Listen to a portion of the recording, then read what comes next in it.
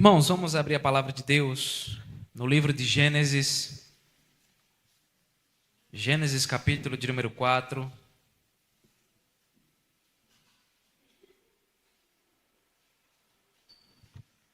Nós faremos a leitura do versículo 1 ao versículo de número 7. Gênesis capítulo 4, do versículo 1 ao versículo de número 7. Eu estarei lendo, os irmãos acompanhem comigo em suas Bíblias. Todos encontraram? Assim diz a palavra de Deus, irmãos. Coabitou o homem com Eva, sua mulher. Esta concebeu e deu à luz a Caim. Então disse: adquiri um varão com o auxílio do Senhor. Depois deu à luz a Abel, seu irmão. Abel foi pastor de ovelhas e Caim lavrador. Aconteceu que no fim de uns tempos trouxe Caim do fruto da terra uma oferta ao Senhor. Abel, por sua vez, trouxe das primícias do seu rebanho e da gordura deste. Agradou-se o Senhor de Abel e de sua oferta, ao passo que de Caim e de sua oferta não se agradou. Irou-se, pois, sobremaneira Caim e descaiu-lhe o semblante. Então lhe disse o Senhor: por que andas irado? E por que descaiu o teu semblante? Se procederes bem, não é certo que serás aceito? Se todavia procederes mal, eis que o pecado jaz à porta. O seu desejo será contra ti, mas a ti cumpre dominá-lo. Nós vivemos em uma geração onde as pessoas buscam incessantemente por experiências intensas e experiências emocionantes. Muitas pessoas hoje estão viciadas em estímulos de dopamina. A dopamina, meus irmãos, ela é uma substância que atua em nosso cérebro, trazendo aquela sensação de prazer, trazendo aquela sensação de bem-estar. Você fica bem, você se sente prazeroso. Muitas pessoas hoje procuram frequentar igrejas que trazem esse tipo de estímulo ao cérebro. Igrejas onde o ambiente é sempre escuro, com os refletores no púlpito. Igrejas onde as músicas fazem parecer o culto mais um espetáculo do que um ato de adoração.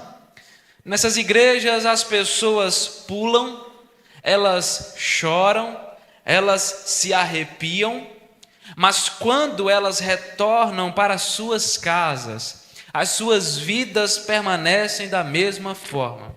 Semana após semana elas vão, elas pulam, choram, se arrepiam, sentem várias emoções, sentem vários sentimentos, mas quando retornam para suas casas, a vida permanece da mesma forma.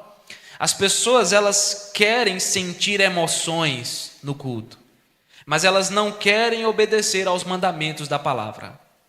As pessoas querem se emocionar no culto, mas elas não querem se converter a Cristo Jesus. A verdadeira adoração, ela não se mede pelo que nós sentimos em nossos corpos, em nossas emoções, mas a verdadeira adoração, ela se mede por aquilo que nós nos tornamos durante a adoração. A verdadeira adoração se mede por aquilo que nós nos tornamos após o momento de adoração. Quem nós somos após o culto? Qual é o efeito do culto na nossa vida?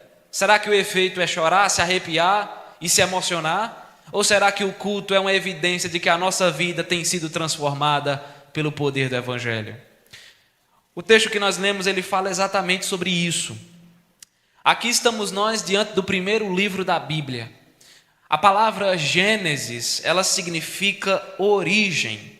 E isso faz uma referência à primeira frase que aparece no livro, no primeiro versículo do capítulo 1, que é a frase que diz: no princípio criou Deus os céus e a terra.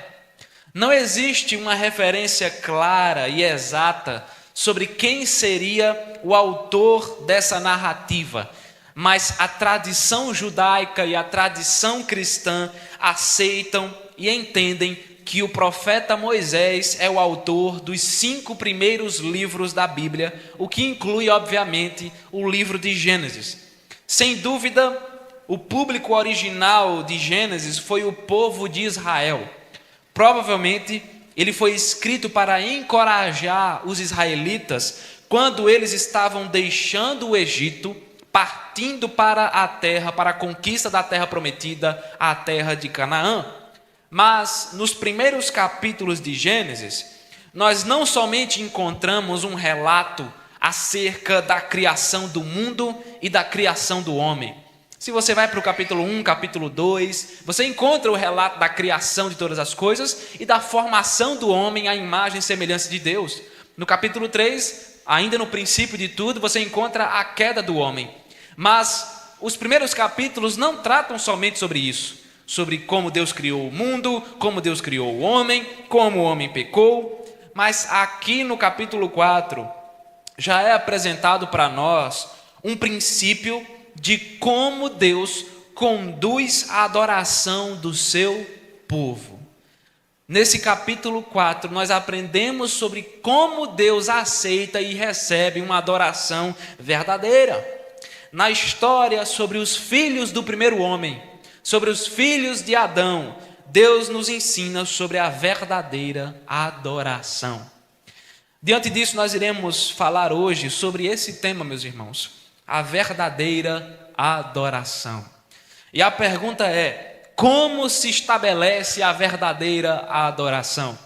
A verdadeira adoração se estabelece, em primeiro lugar, quando nós entregamos o melhor que nós temos. A verdadeira adoração se estabelece quando nós entregamos o melhor que nós temos. Versículo 1 até a primeira parte do versículo de número 4. Observe comigo. O texto inicia dizendo que o homem coabitou com Eva, ou seja, Adão, o primeiro homem, se deitou com a sua esposa, a primeira mulher, de maneira que ela concebeu e deu à luz um filho. É importante ressaltarmos que Adão e Eva não tiveram somente 2 filhos. No capítulo 5 de Gênesis, mais especificamente no versículo de número 3, nós encontramos o texto afirmando que após ter vivido 130 anos, Adão gerou um filho chamado Sete. Na sequência, o versículo 4 do capítulo 5 afirma que após o nascimento desse filho, Adão viveu por 800 anos tendo filhos e filhas. Ou seja, ao todo, Adão viveu 930 anos. Mais um pouquinho, ele vivia 1000 anos nessa terra. Bem diferente de hoje, porque quando a gente chega na casa dos 60, normalmente está todo mundo se acabando com dor nas juntas, está todo mundo cansado já, exausto. E em todos esses anos de vida, Adão seguiu a ordem do Senhor sobre crescer e multiplicar. Ele teve muitos filhos, ele teve muitos descendentes. Naquele tempo não tinha leite muito caro não, então era um pouco mais fácil. Teve muitos filhos. Caim e Abel foram apenas os 2 primeiros filhos de Adão e Eva. Embora Deus tivesse expulsado esse casal do jardim por causa do pecado, Ele ainda permitiu que eles 2 desfrutassem da bênção dos filhos. O primeiro a nascer é Caim. Ele é o primogênito dos primogênitos. O primeiro, de fato, a nascer do ventre de uma mulher. O nome Caim significa posse. E isso é explicado ainda no versículo 1, se você observar, quando Eva, após o parto desse rapaz, diz com grande alegria: adquiri um varão com o auxílio do Senhor. Há quem acredite que essa fala de Eva aponta para o fato de que ela talvez achasse que Caim fosse o descendente da mulher que é mencionado em Gênesis capítulo 3, versículos 15, onde Deus promete que o descendente seria aquele que pisaria a cabeça da serpente. Se essa era realmente a ideia de Eva, infelizmente nós sabemos que ela estava terrivelmente enganada, pois esse filho aqui, posteriormente, só trouxe tristeza e sofrimento para essa família. Logo em seguida, após um certo tempo, Eva tem o seu segundo filho, o qual lhe dá o nome de Abel. O nome Abel significa sopro, o que talvez aponte para o fato de que ele teve uma vida curta e frágil, uma vez que acabou sendo assassinado brutalmente pelo seu próprio irmão Caim. Na sequência do versículo 2, o texto nos conta então que tanto Caim quanto Abel tinham ocupações, ou seja, eles trabalhavam, não havia espaço para preguiça, eles eram trabalhadores. O trabalho ele foi instituído por Deus antes mesmo de o pecado entrar no mundo. E Adão, o primeiro homem, aparentemente não se esqueceu disso quando estava criando os seus filhos. Ele os ensinou acerca da importância do trabalho. O texto então nos diz que Abel era pastor de ovelhas, ele cuidava de um rebanho de animais. Já Caim era um lavrador, ele trabalhava com o plantio e com a colheita dos frutos que a terra produzia. Esses dois versículos iniciais, a gente pergunta, mas por que o texto está contando tudo isso? Por que ele não vai direto ao ponto? Esses dois versículos iniciais montam todo o cenário da situação que vai acontecer nesse exato momento. A Bíblia não escreve nada, não registra nada de maneira aleatória. É um cenário, um contexto que está sendo construído para que nós possamos entender o que é que vai acontecer agora. O versículo 3 inicia dizendo: aconteceu que no fim de uns tempos. É provável que essa expressão aponte para o momento em que Caim e Abel já estavam trabalhando há algum tempo. Nós não sabemos quanto tempo foi. Pode ter sido dias, semanas, meses ou até mesmo anos. Mas o fato é que depois de um certo tempo, os dois irmãos, diz a palavra, trouxeram uma oferta ao Senhor. A pergunta é: qual o significado dessa atitude? O que é que isso significa? Por que o texto está fazendo questão de dizer que esses dois irmãos, após um tempo trabalhando, pegaram uma oferta e trouxeram ao Senhor? Isso acaba fugindo muitas vezes aos nossos olhos quando nós estamos lendo a Bíblia em nossa casa, mas o texto está falando sobre um ambiente de culto. O ato de ofertar está completamente relacionado a um cenário de culto e adoração a Deus. Nós não sabemos com certeza como foi que isso surgiu. Talvez o próprio Deus tenha se dirigido aos dois irmãos com um chamado para que eles o adorassem com suas ofertas. Mas a probabilidade maior é que Adão tenha ensinado essa prática aos seus filhos.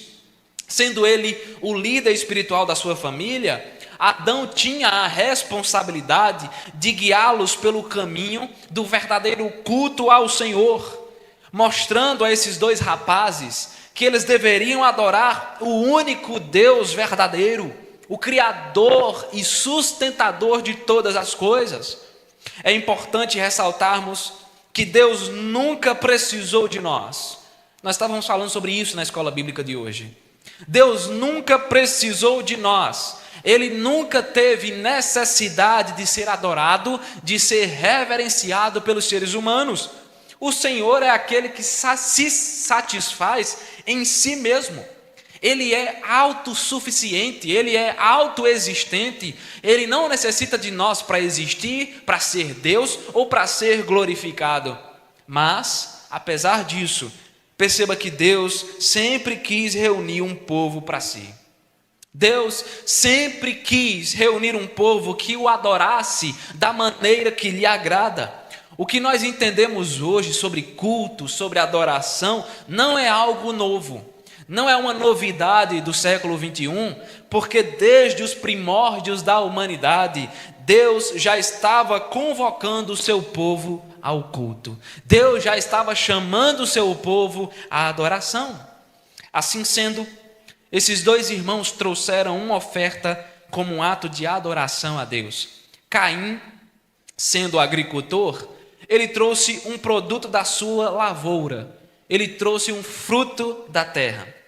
Já Abel, sendo um pastor de ovelhas, ele ofereceu um dos animais que fazia parte do seu rebanho. E o que é que aconteceu então? Eles cultuaram e voltaram felizes para casa? Não. Existe um fator distintivo entre esses dois irmãos. Perceba que o versículo 3 nos diz que Caim, do fruto da terra, trouxe uma oferta ao Senhor. Isso significa dizer que Caim olhou para os frutos da sua lavoura e simplesmente escolheu qualquer coisa para ser entregue. Caim escolheu alguns produtos aleatórios, sem critério, sem requisito, e levou para Deus de qualquer jeito. Em sua oferta, Caim é superficial. Em sua oferta, ele é irreverente, ele é desrespeitoso para com o Senhor. Deus jamais poderia aceitar a oferta desse homem, porque ela foi realizada de qualquer forma, de qualquer jeito. Toma aí, Deus, e não da forma que o Senhor se agrada. Caim deveria ter dado o seu melhor, com a intenção de adorar a Deus na beleza da sua santidade. Ele deveria fazer isso reconhecendo a grandeza de Deus, a majestade de Deus, toda a glória de Deus. Ele deveria reconhecer que o Senhor é o soberano Criador de todas as coisas, o único que é digno de receber toda exaltação e todo louvor. Mas não, ele simplesmente entregou qualquer coisa como oferta, sem a devida reverência em seu coração. Mas perceba que a primeira parte do versículo 4 enfatiza que Abel, por sua vez, ou seja, diferentemente de Caim, Abel trouxe das primícias do seu rebanho.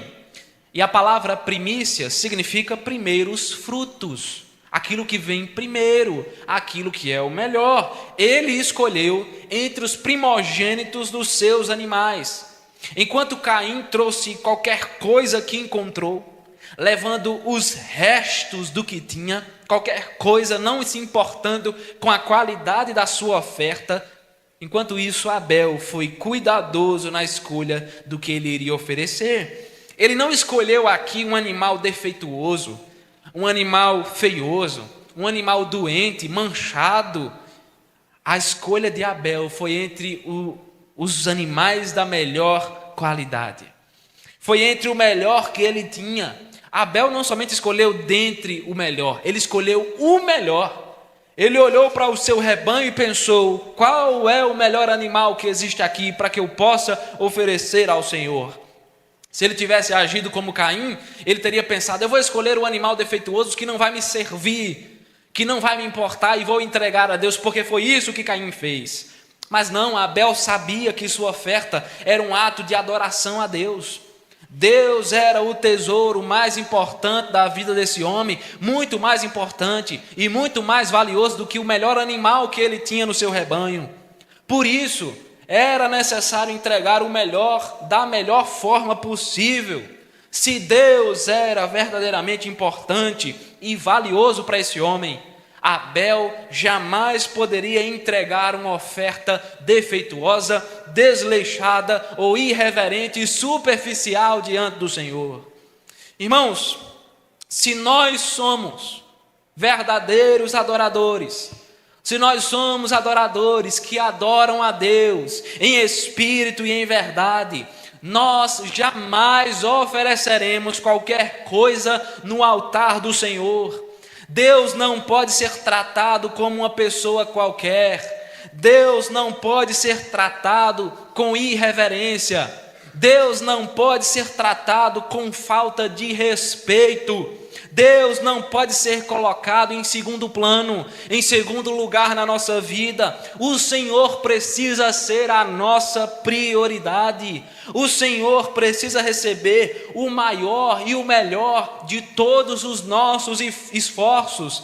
Para Deus nós temos que entregar a nossa melhor oferta, A Deus nós temos que entregar o nosso melhor ato de serviço. A Deus nós temos que entregar a nossa melhor adoração, porque Ele é o nosso maior tesouro. Nele se encontra a nossa verdadeira riqueza. É desse Deus que vem a nossa alegria, é desse Deus que vem a nossa esperança. Nele nós somos consolados, nele nós encontramos sentido para a nossa vida. E se Deus, meus irmãos, é o bem mais precioso que nós temos, nós devemos direcionar para Ele no seu altar, na sua presença, a melhor das nossas ofertas de adoração.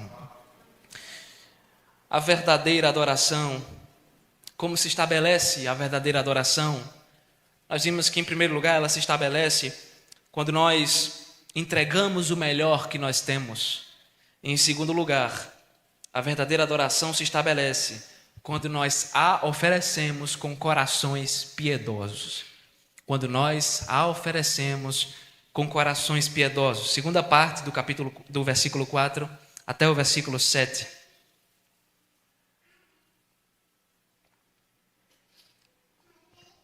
O texto nos diz que Deus se agradou de Abel e de sua oferta, mas rejeitou Caim e sua oferta. O Senhor recebeu com satisfação aquilo que Abel trouxe perante o seu altar, mas ao mesmo tempo ele também rejeitou com insatisfação aquilo que Caim trouxe perante ele. E isso invalidou totalmente a oferta de Caim. Pois de nada vale oferecer sacrifícios se Deus não se agrada desses sacrifícios. É perda de tempo. Percebeu uma coisa aqui? O que está em foco não são apenas as ofertas, mas o que está em foco aqui são também as pessoas que estão ofertando. O texto diz: agradou-se o Senhor de Abel e de sua oferta, ao passo que de Caim e de sua oferta não se agradou. Deus se agradou não somente da oferta de Abel, mas também se agradou de Abel. Da mesma forma, Deus rejeitou não somente a oferta de Caim, mas também o próprio Caim. E por que o texto faz questão de nos dizer isso? Porque o problema, meus irmãos, não estava somente na oferta de Caim. O problema também estava no coração desse homem. Sabe por quê? Porque ele era um homem ímpio. Caim não tinha uma fé genuína em Deus. Ele não amava a Deus acima de todas as coisas. O que prevalecia na vida desse homem era a presença de Deus, era o seu pecado. O que prevalecia na caminhada de Caim era a sua pecaminosidade. Ele não era obediente a Deus. No momento da adoração, não somente a oferta de Caim ela foi entregue de qualquer forma, mas o seu coração também estava distante da presença do Senhor. Sabe a fé que a Bíblia fala? A fé que Abraão teve, a fé que Moisés teve, a fé que Davi teve. Sabe essa fé? Essa fé Caim não teve. Por isso a sua oferta foi rejeitada, em primeiro lugar, por causa disso. Por isso ele não foi considerado justo diante de Deus. Por quê? Porque ele não era servo de Deus. Ele não era filho de Deus. Ele permanecia sendo filho da desobediência, filho da ira. O pecado era o rei de Caim e não o Senhor. Consequentemente, o seu sacrifício era uma abominação para o Senhor. Foi um sacrifício em vão. Foi uma perda de tempo, porque foi realizado por um homem que permanecia vivendo no pecado. Foi um sacrifício em vão, porque foi realizado por um homem que não temia a Deus. Por outro lado, não somente a oferta de Abel foi aceita, mas Deus recebeu o próprio Abel com alegria, com graça, com misericórdia. Por quê essa diferença? Porque Abel carregava em seu coração a fé de Abraão, de Isaque e de Jacó. Abel era um homem devoto ao Senhor, um homem de vida íntegra, um homem que amava verdadeiramente a Deus, um homem que estava disposto a viver para a glória do Senhor, não somente no ato de ofertar, mas com a sua vida, com a sua postura, com as suas atitudes, com a sua caminhada. O segundo filho de Adão havia sido alcançado pela graça de Deus, e isso era evidente pela fé que transbordava dentro dele, porque ele cria no Senhor, ele amava o Senhor, ele valorizava o Senhor, diferente do seu irmão, que só entregou por entregar, talvez porque se sentiu obrigado a fazer isso. Abel não somente buscou adorar a Deus da melhor forma, entregando a melhor oferta que podia, mas ele também tinha o seu coração completamente rasgado e prostrado perante o Senhor de todo o universo. A questão não era só entregar o melhor, mas Abel amava a Deus. Deus sempre foi o melhor tesouro, o mais precioso de Abel. Esta era então, irmãos, a maior e a grande diferença entre esses dois irmãos. Abel ofereceu a melhor oferta, acompanhada de uma fé genuína em seu coração. A melhor oferta foi regada pela fé de Abel. Já Caim ofereceu qualquer coisa, qualquer oferta irreverente, superficial, desrespeitosa, sem a fé verdadeira cobrindo aquela oferta. O sacrifício de Abel era agradável porque ele foi prestado por um homem piedoso que temia verdadeiramente a Deus. Não é à toa que o capítulo 11 do livro de Hebreus afirma que Abel, pela fé, apresentou a Deus um sacrifício muito superior ao de Caim. Por causa da fé, Hebreus 11 vai dizer que Abel mostrou que ele era um homem justo e que Deus aprovou as suas ofertas, não porque elas eram as melhores, mas porque ele era crente, porque ele era servo do Senhor. Ainda que Caim tivesse apresentado uma boa oferta, ele também seria rejeitado, sabia? Ainda que ele tivesse feito ao contrário, e também tivesse pegado a melhor oferta que ele tinha, mas ele também seria rejeitado. Sabe por quê que Deus não ia receber? Porque o seu coração não havia se convertido verdadeiramente ao Senhor. Ele fingia ser um adorador. Ele não era.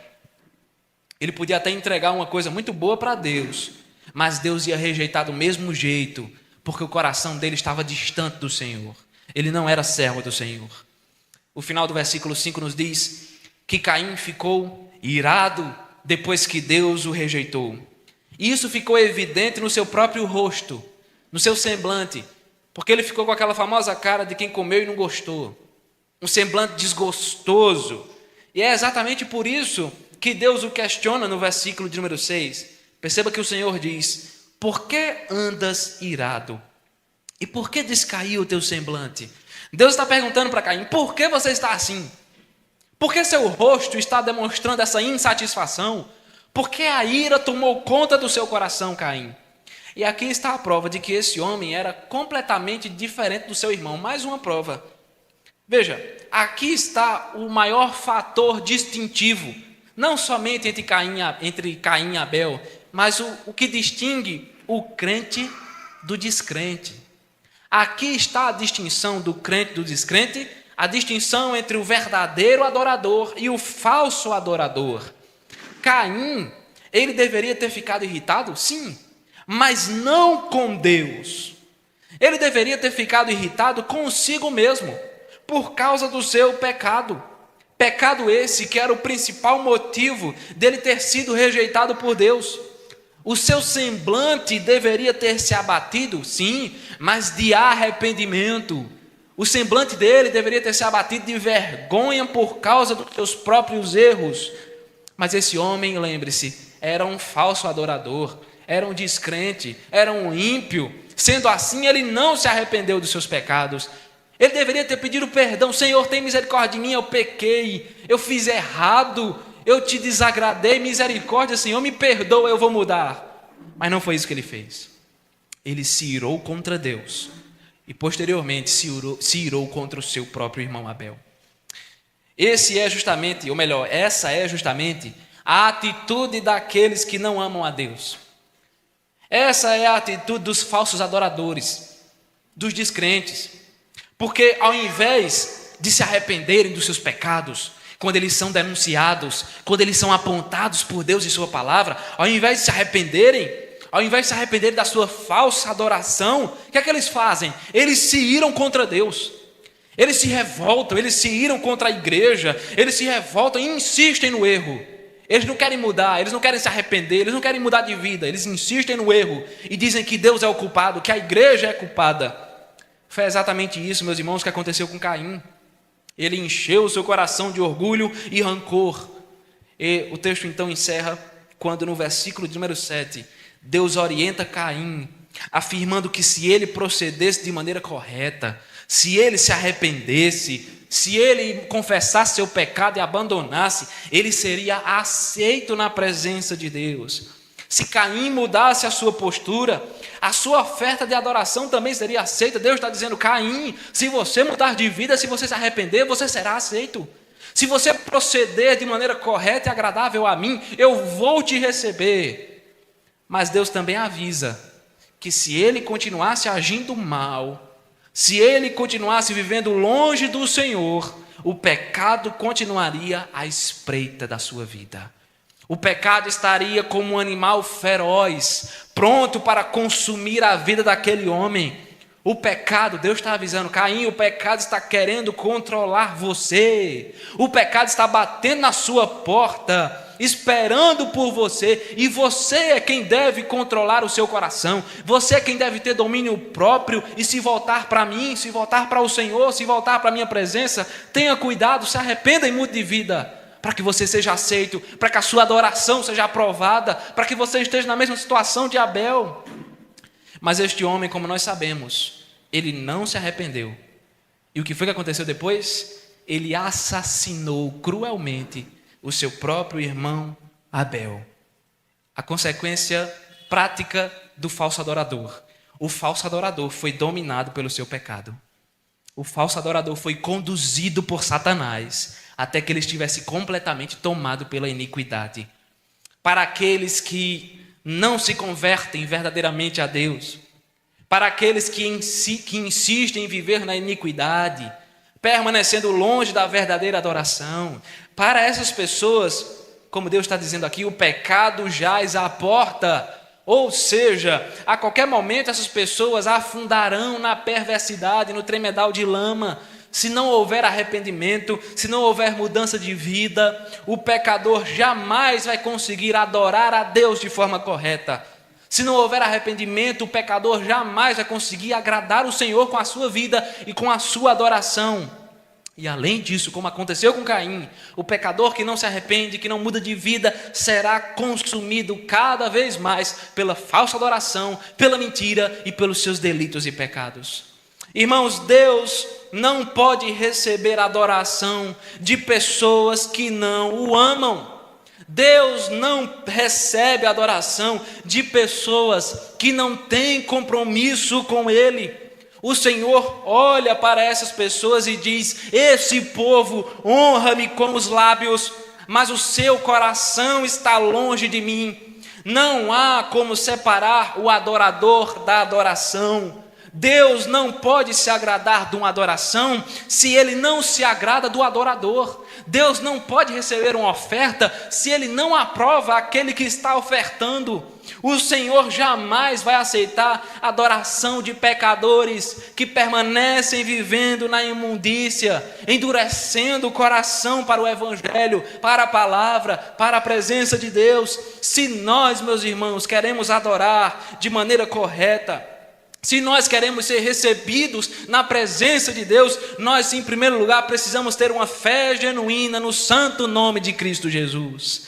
Se nós queremos adorar, nós precisamos, em primeiro lugar, nos arrepender dos nossos pecados. Se nós queremos adorar, a nossa vida precisa ser transformada pelo poder da cruz de Cristo. Para adorarmos a Deus, Jesus precisa ser o centro do nosso coração. Para adorarmos a Deus, Jesus precisa ser o nosso maior tesouro. Ele precisa transformar a nossa história. O Senhor não se agrada de ofertas que se originam no coração de homens e mulheres infiéis, homens e mulheres descrentes. Se nós queremos viver como verdadeiros adoradores, que adoram a Deus em espírito e em verdade. A nossa vida, meus irmãos, precisa ser completamente conduzida pela piedade que se origina na fé em Cristo Jesus, o nosso Senhor. Somente em Cristo, com uma vida mudada, transformada, preenchida pelo Santo Espírito de Deus, somente assim Deus vai olhar para nós e vai dizer: servo bom, servo fiel. Mas então, o que é que esse texto traz para o nosso coração? O que é que nós podemos levar para a nossa vida, para o nosso dia a dia? Veja só. Desde que o mundo é mundo, desde que as coisas passaram a existir, Deus reúne o seu povo em adoração. Deus tem um único povo. Ao longo de toda a história da humanidade, Deus sempre teve um único povo, que começou concentrado em Israel, mas que se expandiu para todas as nações através da igreja. Deus sempre teve um único povo, e Deus, desde que mundo é mundo, Ele sempre chamou o seu povo à adoração. Meus irmãos, o culto não é uma programação de final de semana, o culto não é um espetáculo, o culto não é um passeio, o culto é uma santa convocação do Senhor para o seu povo, o culto é uma santa convocação do Senhor para a sua igreja, e meus irmãos, é questão de obediência. Nós temos que obedecer a essa santa convocação, porque ir ao culto, adorar ao Senhor no domingo de manhã e domingo à noite, é obediência a um mandamento do Senhor. O quarto mandamento dos 10 que Moisés recebe, lá o texto diz: lembra-te do dia de sábado, mas para nós não é mais o sábado, é o domingo, o mandamento permanece valendo. Os 10 mandamentos são válidos para nós hoje, a diferença é que não é mais o sábado, é o domingo, é um mandamento do Senhor. E se nós negligenciamos, nós estamos desobedecendo a lei de Deus. Se nós não obedecemos, se nós não nos importamos com a adoração do culto no domingo, nós estamos desobedecendo um dos 10 mandamentos e, consequentemente, estamos quebrando toda a lei de Deus. O culto não é uma programação, o culto é obediência.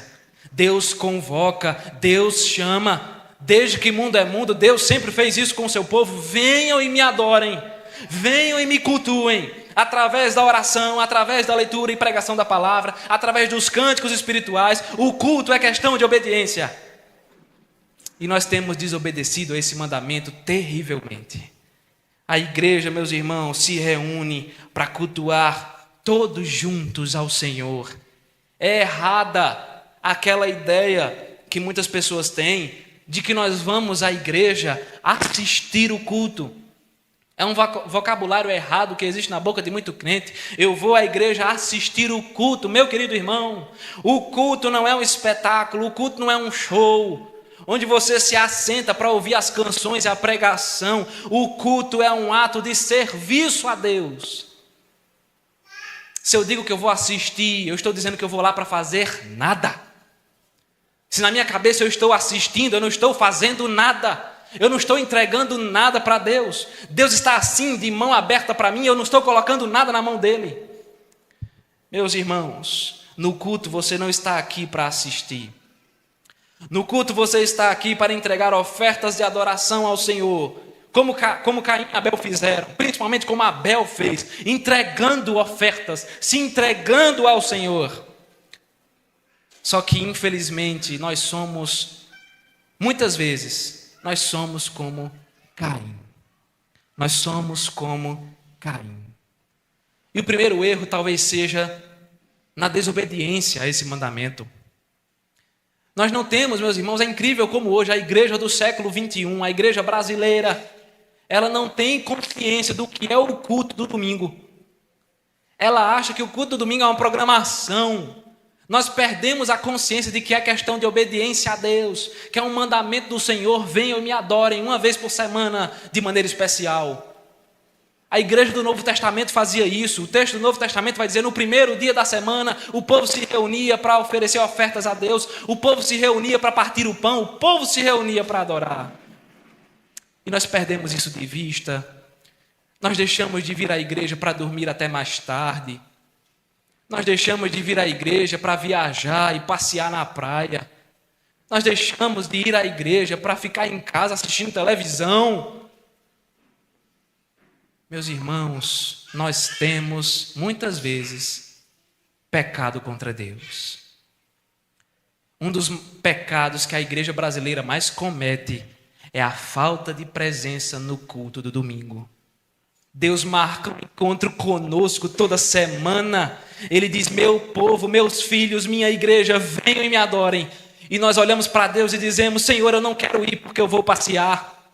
Eu não quero ir porque eu vou dormir, porque eu vou descansar, porque eu vou ficar em casa. Meus irmãos, como nós conseguimos com facilidade trocar a obediência a esse santo mandamento por qualquer outra coisa? A prova disso é o dia de hoje. Por coincidência, o 7 de setembro caiu no domingo. E os irmãos que estão no grupo da igreja viram eu colocando a mensagem, quando eu fiz questão de dizer da seguinte forma: hoje é sim o dia da proclamação da independência. É sim uma data importante, mas acima de tudo, hoje é o dia do Senhor. Não é o dia do Brasil, não é o dia de Pedro Álvares Cabral, não é o dia do presidente, do governador. Hoje é o dia do Senhor. E eu fiz questão de dizer o seguinte: se você não está trabalhando no desfile, se você não está envolvido de alguma forma, direto ou indiretamente com o desfile, se você não tem nenhuma responsabilidade com a data de hoje, não troque o culto para fazer outra coisa.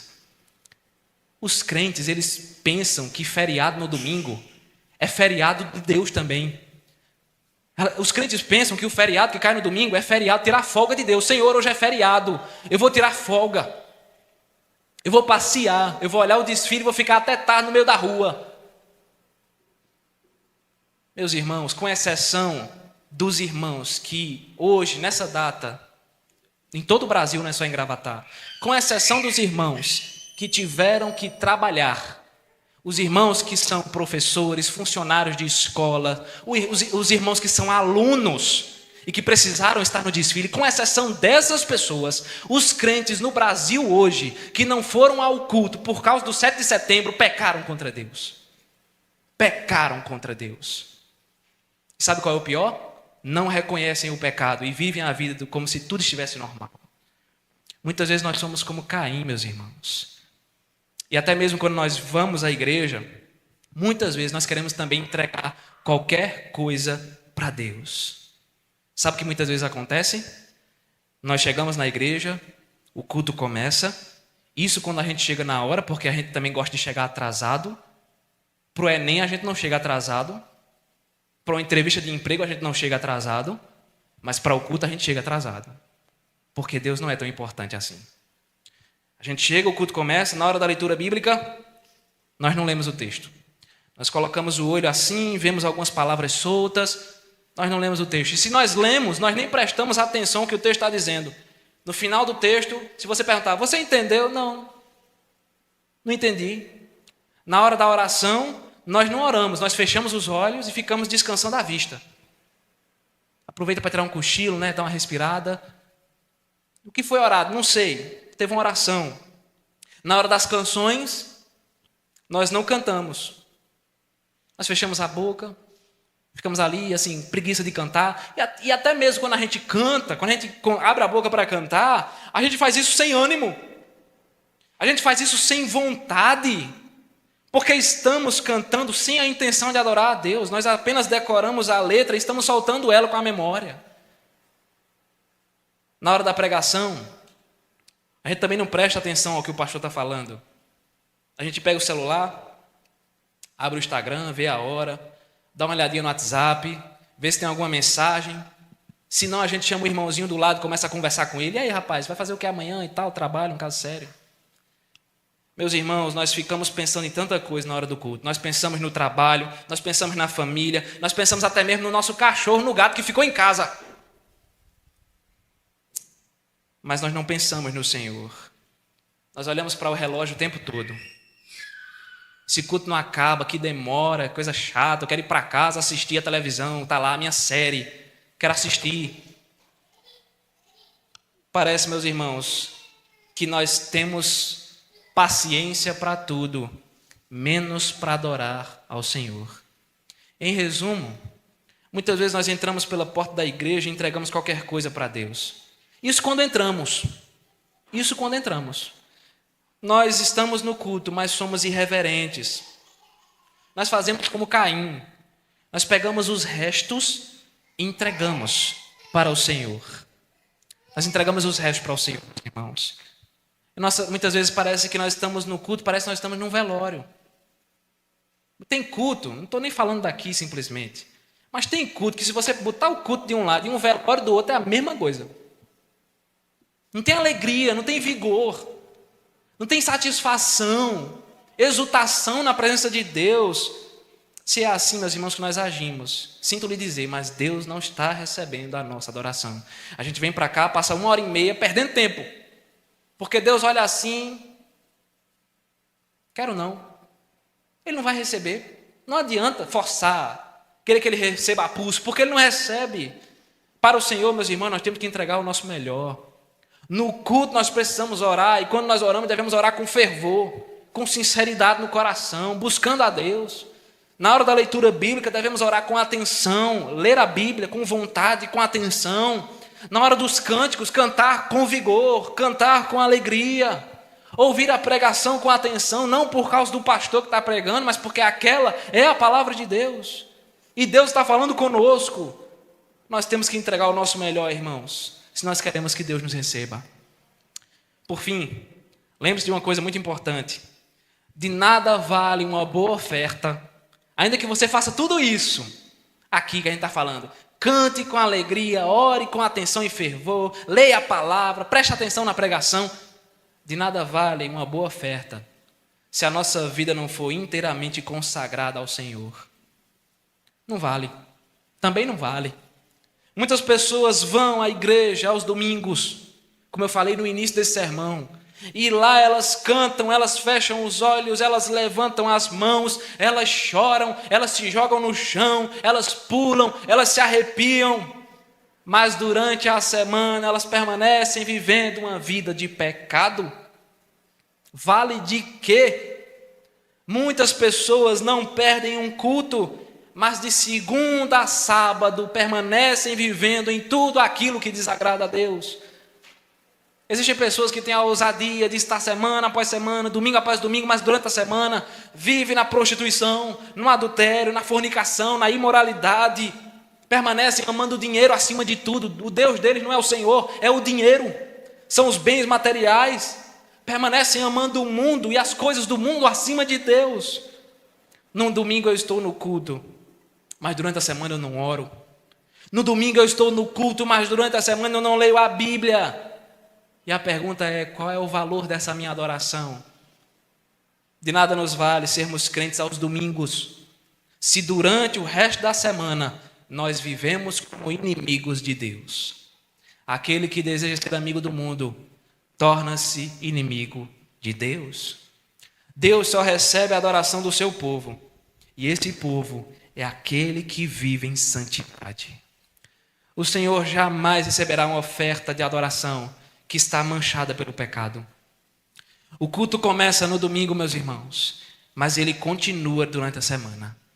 Ele continua nos demais dias, de segunda a sábado, onde nós devemos honrar o nome do Senhor em tudo o que estivermos fazendo. Nós precisamos ser santos. E sendo santos, nós precisamos adorar a Deus do jeito que Ele se agrada. No culto, o que é que nós fazemos? Nós adoramos com reverência, com atenção, com respeito, entregando tudo que nós temos e adoramos não do jeito que nós achamos certo, mas do jeito que Deus mesmo estabelece em sua palavra. Em outra oportunidade a gente fala disso, porque não tem tempo para isso hoje. Nós adoramos do jeito que Deus se agrada, ao mesmo tempo em que durante a semana nós glorificamos ao Senhor com a nossa vida. Onde Deus olha para nós e diz, servo bom, que no domingo me adora, me oferece o melhor, com alegria, com vigor, com reverência. E durante a semana permanece me adorando e me cultuando com a sua vida íntegra em santidade. Meus irmãos, não há problema sentirmos emoções durante o culto, como eu falei no início, desde que nós estejamos firmados nos princípios de uma adoração verdadeira, que entrega o melhor que nós temos, e isso acontece com um coração que foi completamente tomado pelo poder de Jesus Cristo de Nazaré. Amém?